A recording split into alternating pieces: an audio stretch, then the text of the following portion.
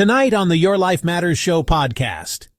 We're coming to holiday time, okay, where there's going to be all these holiday gatherings for your regular family, your in-laws, okay, maybe friends, even work, has their Christmas parties or holiday parties. Um, and, the last, that brings stress to some relationships, especially when there's alcohol involved. Oh, Okay, absolutely. Yeah. loosens tongues and that causes problems. I Mhm. mean, we've all seen it. We all know that one worker who just gets trashed at the office party or even the family gatherings and Yeah. just starts running his mouth. So,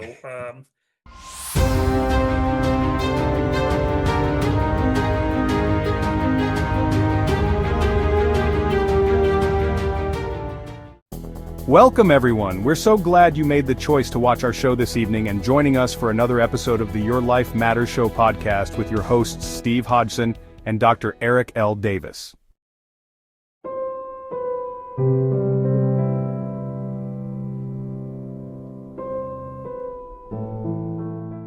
Tonight's new episode is titled, I Love You, The Benefits of Love on Our Mental Health.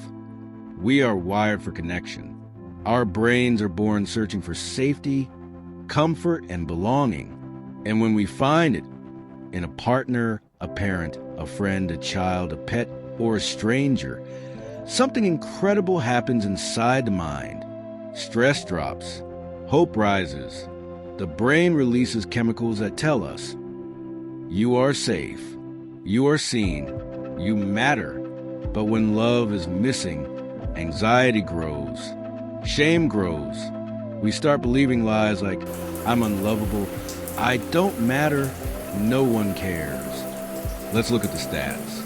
Strong social relationships and feeling loved are among the most powerful predictors of mental and physical health. One study found that lack of strong relationships increased the risk of premature death by about 50%, a risk comparable to smoking. Individuals in committed, stable relationships, marriage or long-term partnerships, tend to report better mental health outcomes, fewer mental health problems, than single or divorced persons. Feeling loved and loving others has measurable impact. In a study of older adults, higher levels of feeling loved or loving others were associated with statistically significant declines in depressive symptoms over time. On the flip side, negative or dysfunctional relationships, high conflict, low support, are linked to higher risk of depression, anxiety, suicidal thoughts. There's also evidence that the quality of relationships matters substantially. It's not just being in a relationship, but how supportive/trusting it is. Today, we're talking about how love protects mental health, heals trauma, and keeps the human spirit alive.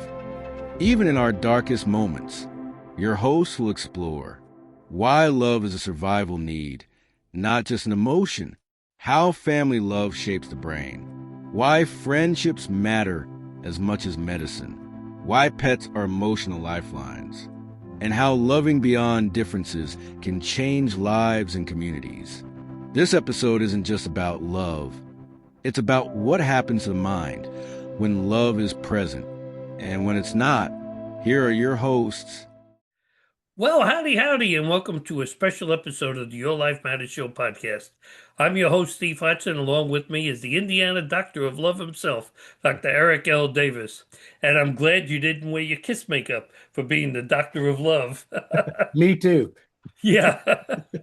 But first and foremost, before we really get into the show and we begin what we call this loving episode, let's hear from our sponsor, Waypost Counseling. Let's face it, life can feel like too much at times. Stress, loss, big changes. They can leave us feeling lost. But taking the step to reach out for help, that takes real strength. That's why Waypost Counseling exists. Founded in 2020 by Dr. Eric L. Davis and licensed therapist Aaron Davis, Waypost Counseling was created to be more than a counseling office. It's a place where people are heard, supported, and given the tools to move forward. Waypost Counseling offers more than just therapy sessions. They provide individual and couples counseling, specialized help for problem gambling, and consulting services.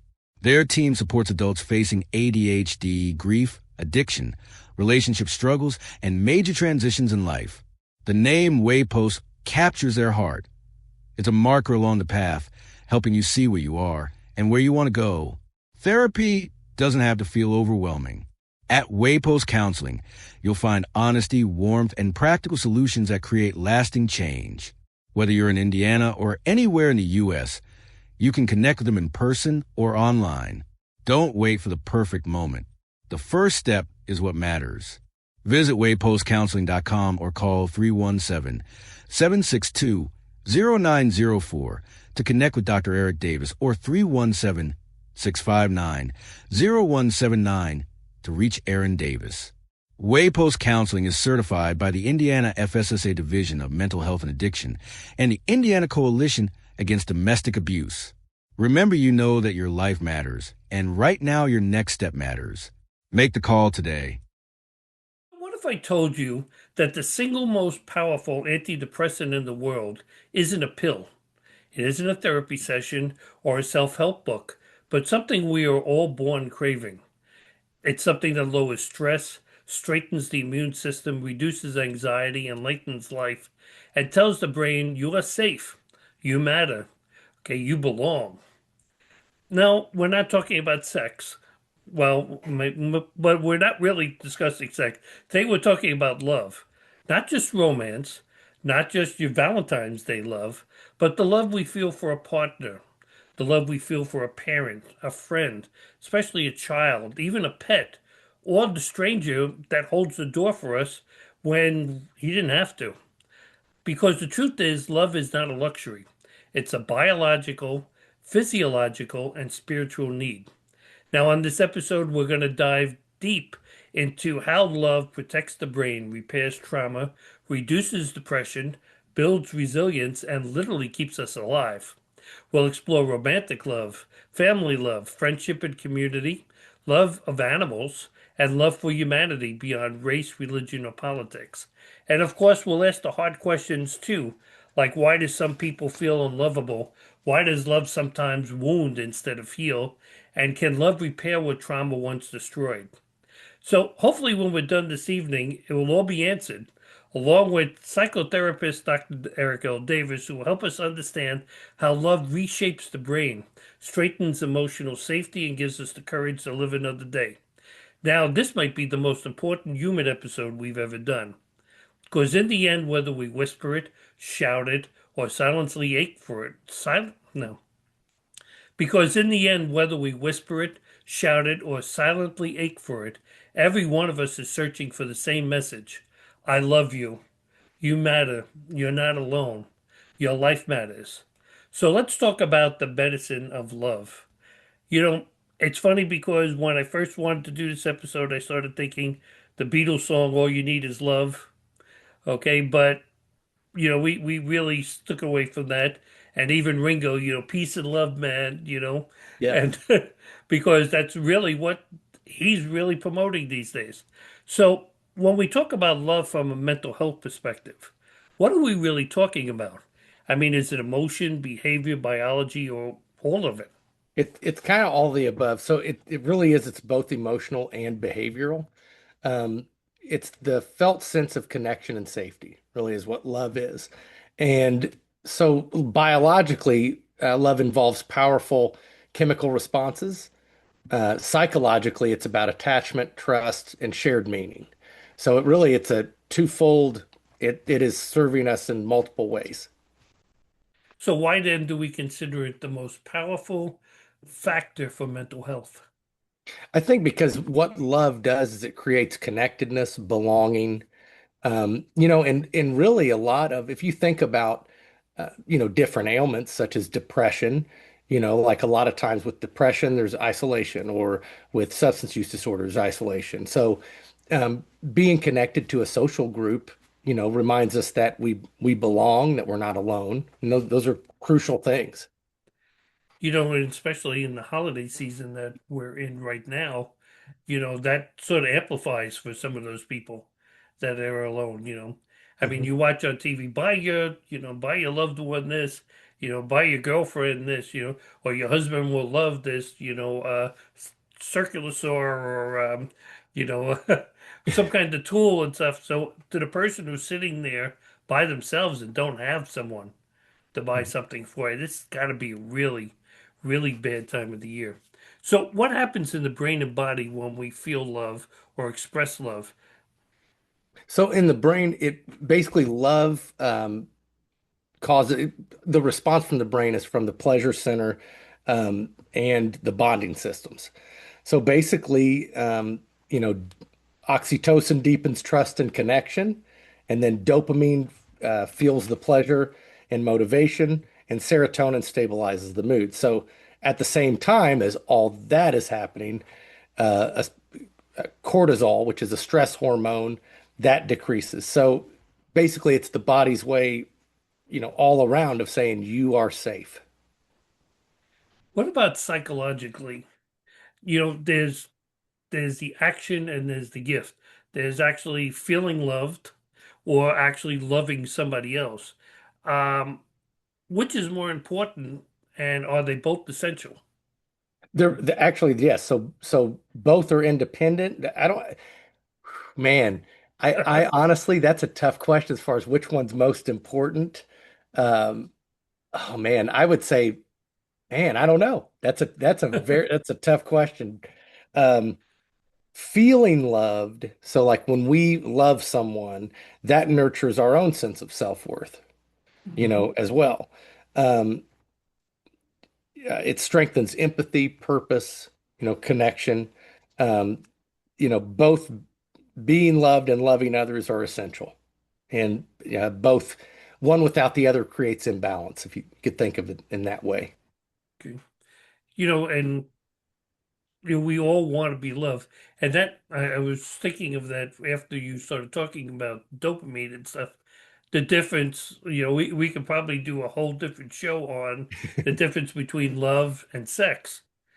Yeah, Because, after sex, oh man, I love you, and that's not really the same right. psychological feelings and even the physiological feelings that we're getting between the two. One is different than the other. So let's look at love in romantic relationships. Right on topic.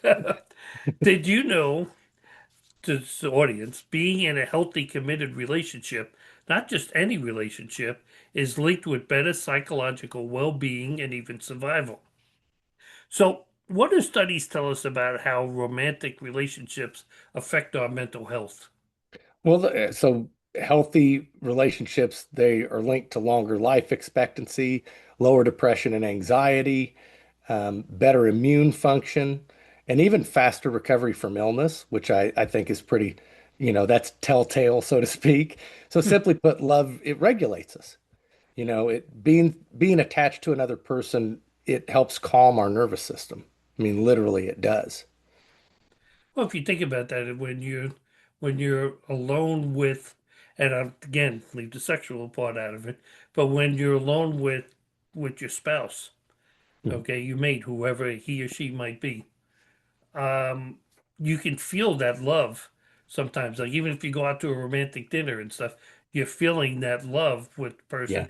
That wouldn't be the same as if the same kind of love I'd have if I go to dinner with Dr. Davis. Okay, we right. have a friendship love, but not that Mhm. same love with the person that with our soulmate, so they say. Could do a Yeah. show on that too if we wanted to. So, what warning signs are there in a relationship that is damaging someone's mental health instead of supporting it? Well, so one of the big things to look for is, if the relationship becomes conditional or controlling. I always think back to in school when they were talking about intimacy. In when I was getting my undergrad, and basically it was like two concentric circles like this. And they basically explained it as intimacy is you, me, and this little spot right there is us. you Hmm. know and basically I think a lot of times um as a society, and I'm being super generalistic here, but as a society we look at intimacy as meaning sex, and I mean the reality is intimacy doesn't have anything to do with sex. Intimacy really is about how transparent, how how safe a relationship is. So one of the things I talk with clients about pretty often is, pardon me, I always tell them, tell me about your best friend, and they'll tell me all about their best friend. And I'll say, okay, well, what makes that friend your best friend compared to the others? And ultimately the answer always has to do with they show more vulnerability, they're more honest, they're more transparent. Basically they feel completely safe being their self around that person. And it was like, that's intimacy. It doesn't have to be a sexual relationship or a romantic relationship. Intimacy really means it's about assertiveness. It's about making sure that, I'm taken care of and that I'm okay so that I can also care for others. Hmm. And and if you think about it, we probably have a couple of really close friends like that. Oh, absolutely. And oh, I forgot to mention this. The definition of intimacy that was given back then was a shared identity with a separate individuality intact. So you know that a relationship is unhealthy when it constricts your own individuality. I mean, really. Right. And a lot of people say, I'm in love with my wife, but she can't go out, she can't wear this kind of makeup and Yeah, stuff. That's not love. That's allowing the other person to be themselves. yeah, That's to me, that's true love. Letting them do, obviously to a degree, what they want to do. yeah. And be themselves, for that matter too. When Um, when we look at intimacy in that way, another way of looking at it is the things that make me me, the things that make me Eric, are as important, and those things staying intact are as important to their relationship as the things about us together. And the things mhm. that, that my wife Erin does in her own life, or the things that are important to her, or having the freedom to pursue her own interests and those things, that's as important to our relationship as anything we do together. So it's kind of paradoxical, but I always found that interesting. That always stuck with me. I'm trying to think back when I in the church I used to go to in Westport, the minister was doing this relationship series. Okay, and of course, because I was so involved with the church, I had to go. Yeah, Whether we wanted to go or not. But again, he was talking the same thing. There's a husband, there's a wife, but in the middle, that's what you're focusing on, and you're allowing each person to be that, but you're coming together in a yeah. union to that. And yeah, it makes a lot of sense on that part too. So, are there mental health benefits to being single if the alternative is being in a poor relationship? Absolutely. I mean, I don't know how much more simply to answer that. I mean, honestly, if the thing is, if your relationship is just riddled with torment, and we see that all the time. I mean, that's the reality. Mhm. But if your relationship does not, there are always going to be ups and downs. But if your relationship is constantly down, or if it's, um, you would rather be alone at any given time, or all the time, then, definitely I would say that absolutely being alone would be better than it reminds me of the saying I have. I say the only thing, worse than not doing it at all is doing it wrong. Right, yeah. You know, so it's True. so it's kind of like, relationships are the same way where it absolutely if the relationship is all wrong, then we would absolutely be better alone. And I guess this next question I'm going to ask, I guess your wife, Erin, would probably be a perfect one to answer this one too. So, how do couples improve emotional safety and connection in their relationship? I think making sure that you're actively listening, um, showing appreciation daily, and when one person or the other does mess up, you try to make it right. You really Hmm. do. You try to make it right and you try to fix it, moving forward. Um, and I really do think that what I can tell you, and I'm sure Aaron would agree with me on this, the key to healthy relationships, no question about it, is communication. It's communication constantly, you know? And, for those that may have just, recently joined us, and if you watch the commercial, you know that she's also she does the Yeah. relationship therapy that's in there. And, the couples, I'm going to throw in a plug here. I'm sorry, folks. Okay. That's all Should right. have this little paid advertisement thing should pop up on top. But, a lot of times I know husband and wives are afraid to go to a therapist Mhm. because they're afraid someone's going to see them going into a therapist Yeah, and say, wow, okay, they got problems. I saw Joe and Joe, going yeah, in there. And so if you want to do that, remember, you can do that from the privacy of your own home. absolutely. Okay. Just with Yeah, way post counseling, you can do it over the sure web can. and still get the same kind of counseling. Yeah. So there's my little plug on that. But Well, thank I you. only say it for the sake that, we're coming to holiday time, okay, where there's going to be all these holiday gatherings for your regular family, your in-laws, okay, maybe friends, even work, has their Christmas parties or holiday parties. Um, and the last that brings stress to some relationships, especially when there's alcohol involved. Oh, Okay, absolutely. Yeah. loosens tongues and that Yes. causes problems. I Hmm. mean, we've all seen it. We all know that one worker who just gets trashed at the office party or even the family gatherings and Yeah. just starts running his mouth. So, I throw that in here now, okay, because maybe you can avoid some of that if there's issues. So, I want to look at, we talked about family love right now. Mhm. And again, as I say, we're going to be getting together with families, our in-laws, even sometimes just our children and grandchildren, for many people.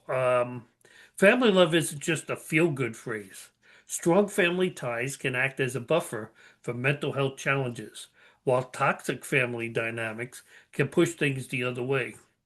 And I think we've all been at those family gatherings where I think I've talked about it before, where who's not talking to who? Yeah.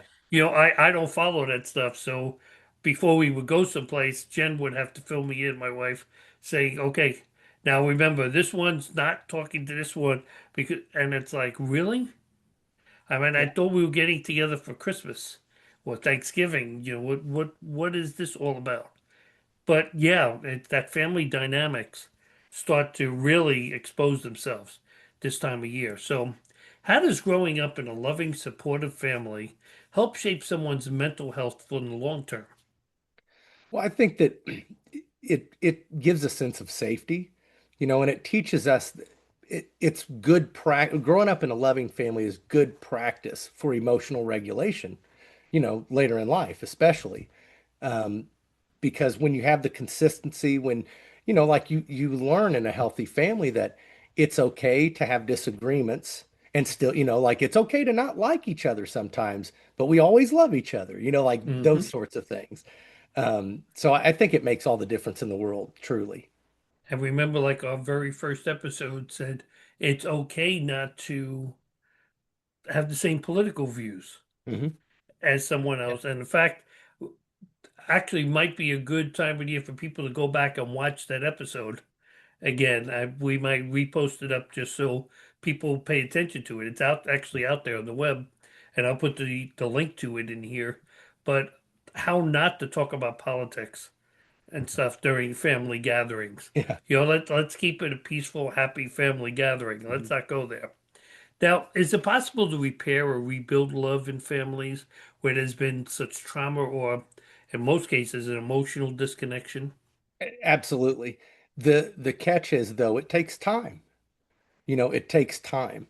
If it requires rebuilding trust, um, it just don't expect things. We have a saying in therapy where we say things didn't get screwed up overnight, and we can't expect them to be fixed overnight. Hmm. So just remember that it is a process, and don't get discouraged, if things don't move as quickly as you'd like.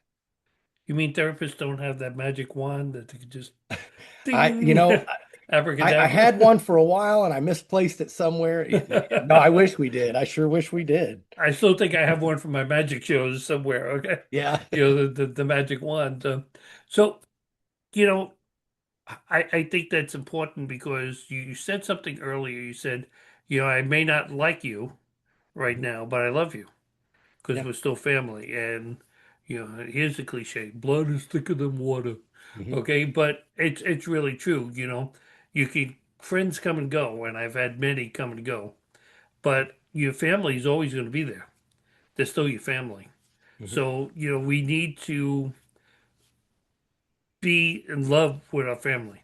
That's a good thing. I got to give credit to my side of the family, not knocking hers, but I'm saying at least with my side of I'm the family telling. for years. I'm just Yeah, teasing. well, she probably is hearing this right now, so sorry, hon, but she'll probably agree with me anyway that my side of the family never really gets involved in any of that stuff. I Mhm. think that Italian background of my grandmother would have come and slapped you off the back of the head if you had a problem. Yeah. The old Italian grandmother, dang, fuck, and it did, and to cut that out. So it's okay to disagree with something, Mhm. but you don't hate a person for disagreeing. Yeah. We And might, there we there don't is always such a disagree. thing. This came up in a group therapy session I was doing recently where, like civilly agreeing to disagree is really Hmm. a thing. It's an actual thing we can do if we want to. Well, I mean, I think society needs to pay attention to that right now. There was something I was reading now. Remember, we record a few weeks in advance, but Joe Rogan talking about that on a scale of 1 to 10 to there being a civil war, he said he thought we were about a four, you know, regularly up to about a four where we hovered. He says he honestly believes we're up at about 7 or 8 right now. So because we don't agree to disagree, right. I mean, I'm not going to go into, Charlie Kirk and all that stuff. But again, I think that exemplified what we're really talking about. You may not agree with what somebody says, and even I think he may have even said that. I think I've seen some video where it's your right to disagree with me, Mhm. Yeah. okay, but we discuss it, and I think we really need to agree to disagree, Yeah. and that I might think help that many that's why the families. active listening, I mean, honestly, like actively listening looks a lot different than just listening. Hmm. I mean, actively listening, and that's one of the things, I guess, in therapy, in couples therapy.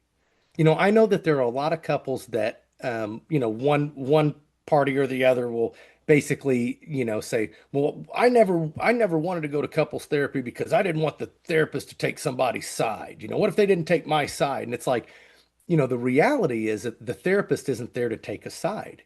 The therapist is really there to help each person understand how to get, the message that they're trying to convey truly heard and vice Hmm. versa, you know? They're mediating really Yeah. I mean, they between really the are. two. Yeah, and I could see people being afraid of that, especially guys. If they went to, let's say, Erin, oh, Uh-huh. great, we're going to a woman. And of course, Yeah. she's going She's to going to take the side with women's her. side. Yeah, Yeah, totally. exactly. And, I know many men that would think that right away. Now, for adults with strained relationships with both their parents or the siblings, what's the path to healing without reopening the pain? Healing doesn't always require reconciliation or reconciling. So sometimes it's simply just like setting boundaries or grieving what wasn't. A lot of times our grief isn't about what was, it's about what wasn't. Um, Basically, taking care of yourself spiritually, with healthy connections, etc. I mean, though, um, easy does it is what I would say. Yeah, and you know what? If your family, you should be able to just don't rehash the thing. Don't stick on that because everybody's immediately going to go back to their Yeah. sides. Like we just said, agree to disagree. Take that approach instead of you're wrong. Yeah. And Trump is this. Well, no, he's not. leave it aside. Don't worry about it. So I want to just shift gears a little bit to friendships and even to community love. Now, friendships matter not just for fun, but for our mental resilience, sense of belonging, and long-term emotional health. So, why are friendships sometimes just as important or even more important than our family? Because friends are basically chosen family. They're people that we choose to love, which not that we don't choose to love our family, but I mean, they're kind We're of, stuck with them. right. It's like we kind of wake up one day, oh, hey, here they are. I mean, Hmm. but honestly, our friends are, friendships supplement things that maybe we're not getting from our relationships with family members or things of that nature. So I think that's why friendship's so important because friendships happen on our terms, you know, See, whereas I have family doesn't always. a good friend, Billy, who I grew up with, in Manhattan and stuff, and still to this very day, I was talking to him like 2 or 3 nights ago. But I can remember there was a local bar, it was called Googie's. That was the name of the place. And it was an NYU hangout because it was right there by NYU in New York. But we used to go because they had pitchers of beer. Yeah, So you could get a pitcher of beer, we'd get a cheese board, and between me and him, we'd just kill a couple hours. And but I yeah, can remember conversations we spoke about where we really went deep. We talked about things and, that friendship, that bond of friendship, we've never stopped talking about. yeah, Even recently, about a year ago, he lost his wife. And I was the best man at their wedding. So, we still talk about, when I ask him, how you doing? It's not like, somebody in the street, so how you doing?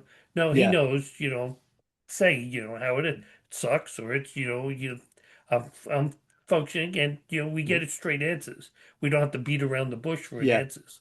That So, made me think. I have one of my best friends in the world. His name's Mike, and something that I always laughed about. But it's truly something that I really appreciate about him is I would always laugh because, I could talk to him and just say, "Hey, Mark, how you doing today, man? You okay?" And he'd be like, "No." And it was like, "Whoa." But I mean, if I ever wanted to know how he's doing, all I have to do is ask, and he's going to tell me the truth. mhm. I appreciate that. So why does friendship play a role in preventing depression, loneliness, and anxiety in people? I think first of all, it's because, like I said before, it helps. Friendship helps prevent against isolation. Friendship also, um, it validates basically, our sense of self-worth. Where I can look to my friends for honest feedback. To basically to have my back um, to tell me what they think, and so um, it's about not being alone and being a part of something. Because we want our friendships to be mentally healthy and Yeah. not emotionally draining when we're dealing with friends. I mean that's really what we want out of Mhm. that relationship. So, okay, here's one that hits close to many of our hearts, including Dr. Davis and myself, the love of animal and pet companionship. The love of a pet might just be one of the most underrated mental health tools we have. Um, and that's probably why we've always talked about doing a show on emotional support animals. Yeah. Um, that's really part of it because they do play such an important role in our lives. Why do so many people describe their pets as emotional support even without a diagnosis? Because our pets love us unconditionally. There's never been a time I walked in the house that the dogs didn't freak out and they weren't absolutely excited to see me. So um I think, just they're a constant presence. It's a simple relationship.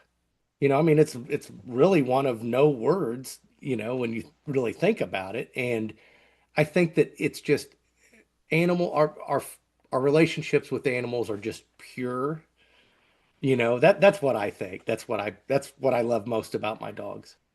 See, I'll just step outside my house, like to get something out of the trunk of my car or even out of the shed that's right there. and they go nuts, watching through the glass door. Yeah. It's like, where you going? Wait for me. Something's gonna happen to you, and they're just adorable. So, what does science say about pets when it comes to like lowering stress, depression, or even isolation? Well, so pets are, having pets is shown to lower blood pressure, reduce cortisol, increases oxytocin. Strep or pets help with structure, routine, companionship, and all those things are strong protectors against loneliness and depression. See, I have one dog, Taz, that sometimes raises my blood pressure up Yeah, really high. But 99% of the time, if I'm like laying there in bed watching TV, he'll come and he'll either just, put on top of my pillow and just put his head on top of my head or on top yeah, of my shoulder, or even just, lean up against me, snuggling, wanting love. Same thing even with the little dog that we have too, same way. yeah, Come inside and just lay next to me. So, can loving an animal help people who struggle to connect with other human beings? yeah. Because that nonverbal bond, it can rebuild trust and empathy. You know, we can trust our animals. I mean, for some individuals, sometimes it's the only healthy relationship around. So I really do think that animals are, I mean, I can't stress enough how invaluable, animals can be to emotional support. I mean, you hear every pet owner say they're like my children, Hmm. and Yeah. and they are. That if you own a pet and you care for a pet, they are like your children, Oh and yeah. it hurts just as bad when you lose them. Trust me. Hmm. Okay. We're including everybody in this, which we're trying to. So let's talk about universal love and compassion for others. Okay, love beyond our immediate circle, like loving humanity regardless of boundaries, and it contributes to the widest ripple effect of well-being. And I think we talked about this once before too, with someone like the Al Blades or Midlife Stockman that we Yeah. see on TV, where people are just giving back to somebody, Hmm. and they're really showing the love to that person, and that person in turn shows that love back, Yeah. in the same way. So, how does showing love or kindness to strangers affect mental health on both sides? Well, so obviously when we show love and kindness to, you know, others, they get to feel that love, that appreciation, they receive the help or whatever it is. But when we do acts of kindness, we experience those feelings too, and I mean, helping other people feels good. It really does. It gives us a good sense of purpose. Um, yeah, it's really important that we do those things. Now, can practicing empathy or compassion can it help us reduce anger, bias, or anxiety? Yeah, absolutely. Because it can reframe things, you know, um, or rewrite the narrative, about other experiences that we've had. So I think absolutely. it's pretty hard to be angry at somebody when you're showing them compassion, Yeah. too. Yeah. Well, it's kind I of like mean, people say smile if you're mad, and it's, you can't be mad with a smile. And it's like, yeah, I mean, that's true. and if you remember our guest from Love Inc., she was talking about that some people, we get angry at some, that's all they know. Yeah.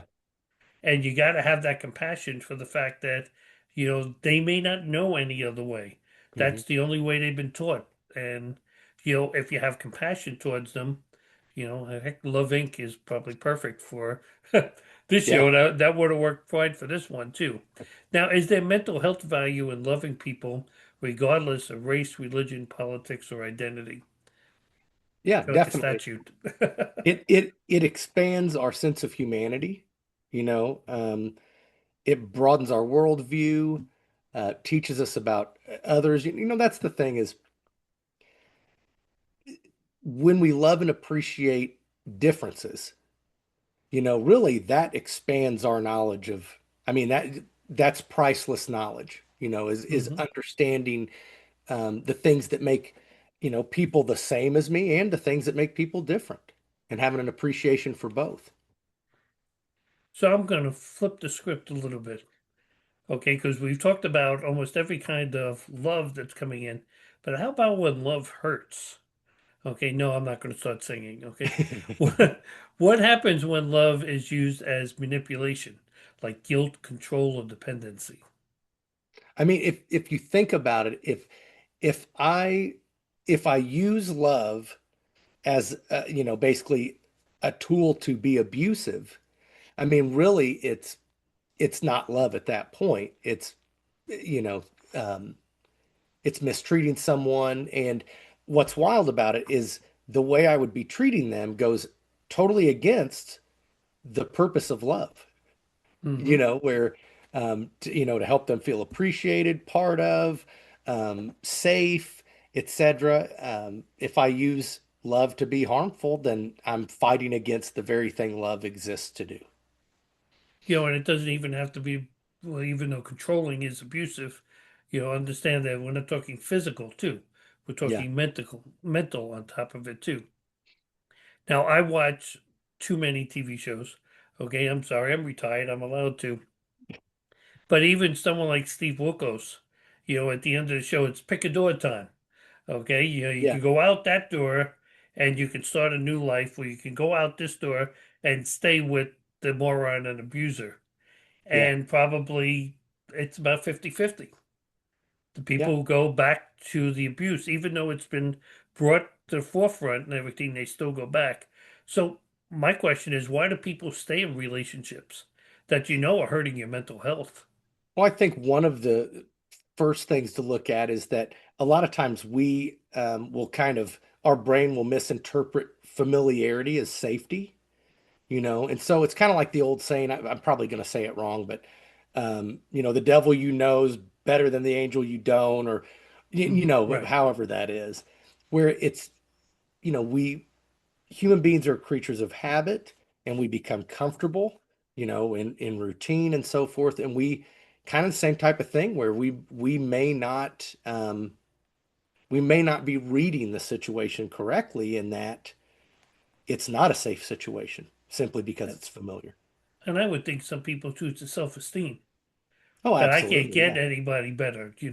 Hmm. I mean, yeah, all right, he might give me a black eye once a week or something like that, but nobody else would love me and Yeah. take me in and take care of the kids and stuff. So, you stay with that, and that's actually you need to set boundaries with yourself on top of that, and Yeah. besides the boundary with him or her, and that this goes both ways because I know there's relationships where men are beaten by the women Mhm.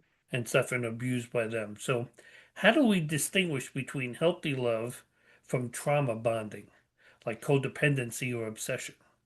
It basically, if you have to, shrink yourself, um, or suppress who you are, or be someone different than who you are, or feel led to be, then that's going to be survival. That's not love. That's not a good situation. That's not intimacy. You know. So, it's that time of the show again where it's the It's the lightning round. okay, yes, it's time for our lightning round.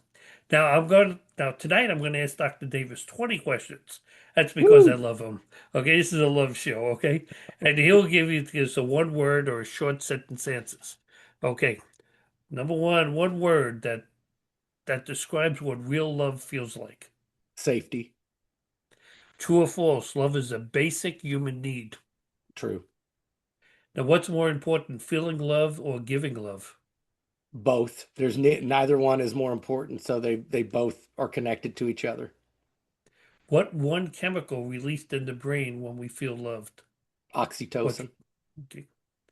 A sign a relationship is good for your mental health. When you feel comfortable being you. Okay, let's take the flip of that. A sign a relationship is bad for your You're mental health. walking on eggshells. And we've already discussed this answer, but can pets count as emotional support? Absolutely. The most overlooked form of love in society today. Self-care. Love language you see the most from people that are struggling to receive. Oh man. Probably words of affirmation. Now, can healthy love heal children's wounds? Yes or no? Absolutely. Yeah. What destroys love faster, silence or criticism? Silence. One thing people do that feels like love, but really isn't. I can Control. answer that one. We said we Being were going to discuss today. being controlling. Okay. I would say sex, but but that's just what I said. I know the incident. Does self-love matter as much as love from others? Yes. Okay. Is it possible to love someone and set a boundary? Absolutely. Yes. Okay. 15. What best mental health benefit of deep friendship is in one sentence? Okay, let me say that again.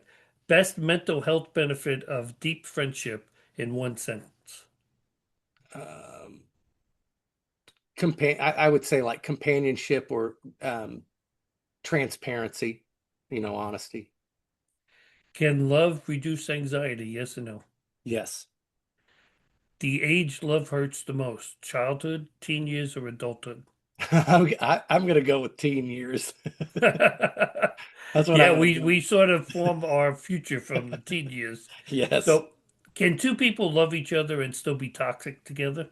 absolutely. Yeah, it's ironic. I was having a conversation just recently, and basically what we kind of like the gist of it was sometimes people are really, really wonderful people, just not together, Right. you know? Yeah. And as much as we don't want to admit that, yeah, we may love the person. People may think we're perfect together, but not necessarily the Yeah. case. So, last two. Fill in the blank. Love without respect is, Impossible. and number 20. One daily action that increases love in any relationship. Practicing gratitude. Okay. So let's go with a few final questions and then we can wrap up All this right. episode because we've gone for a bit here. Okay. What are simple daily ways people can give love and receive more love in their lives?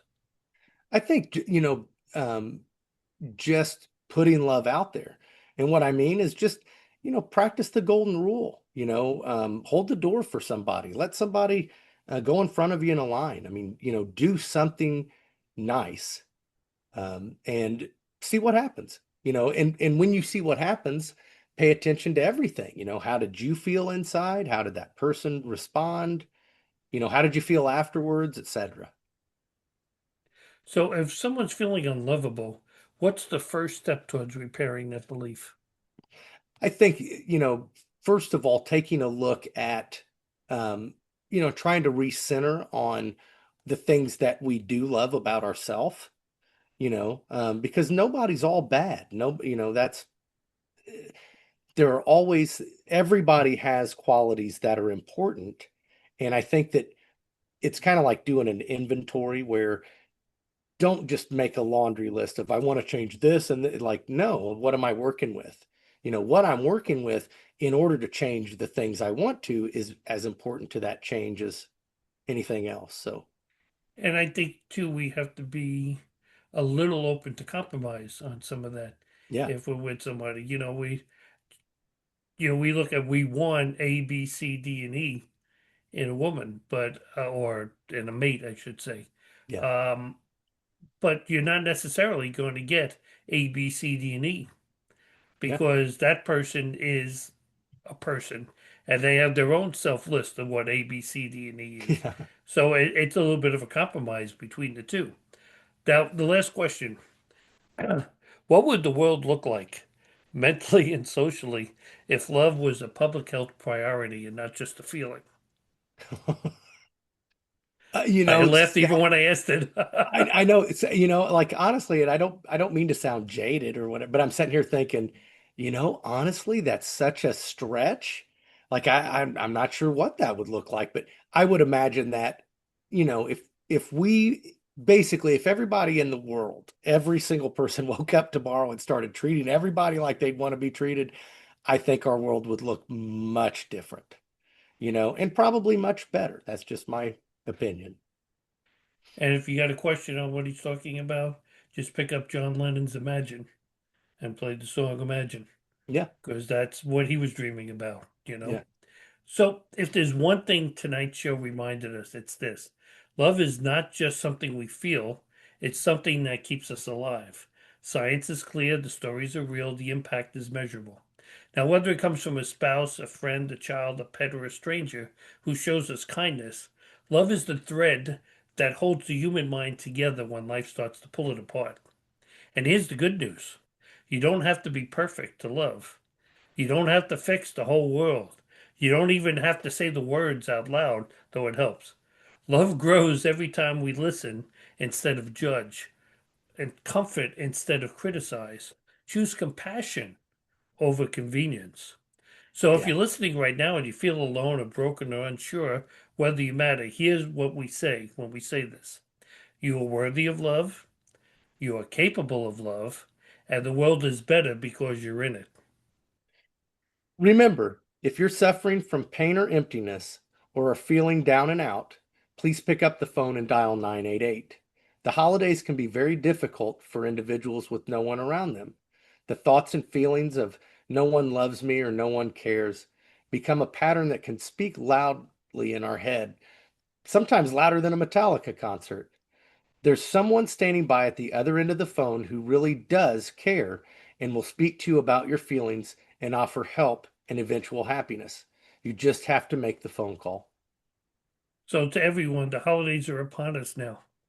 If you've already survived Black Friday, you've already survived Thanksgiving. Okay, they're counting down the days into Christmas. And I'm sure every retailer is every day deluging your inbox and your newspaper ads, TV ads. Okay, reach out to your friends who may be alone. Reach out to family members who you've not spoken to in quite some time. Reach out to that neighbor who is living alone or a senior who might not have family close by. Please don't let pride stand in your way of helping that person spend and spread some holiday cheer with others. I know you think it's family time, and yes, it is, but it's a time of love, a time of spreading happiness. Remember, I talked about it a week or two ago on the show about how we used to have George come over for Thanksgiving and Christmas because Yeah. he was living alone, didn't have family close by. Okay, that's so important. That's what the holiday is supposed to be about: love and happiness. Okay, that's why we're doing a show on love right now during this time. Remember, Saint Nick came and brought gifts to all of the children of families. He spread love. So if you're religious, remember it's also the time of Jesus' birth, a day we celebrate as he came to this earth to spread love. Be a Christian, a member of your community. So whether you are celebrating Christmas, the winter solstice, Hanukkah, Body Day, Kwanzaa, Boxing Day, whatever your belief system is, it's a day for love, a day to say so many times to so many people, I love you. Now, from all of us here at Your Life Matters Show podcast, thank you for spending your time, your heart, and your hope with us today. And until next time, be kind, be present, be love, and always remember your life matters. Yeah. God bless you all. And we hope to see you again next week. We love you. Thank you. Thank you for joining us for this week's new episode of the Your Life Matters Show podcast. Please be sure to join us again next Thursday for another great episode with your hosts, Steve Hodgson and psychotherapist Dr. Eric L. Davis. Please remember to subscribe to our channel if you have not already done so, and hit the like button and leave a comment. Your help with this helps us reach a wider audience that may need our help.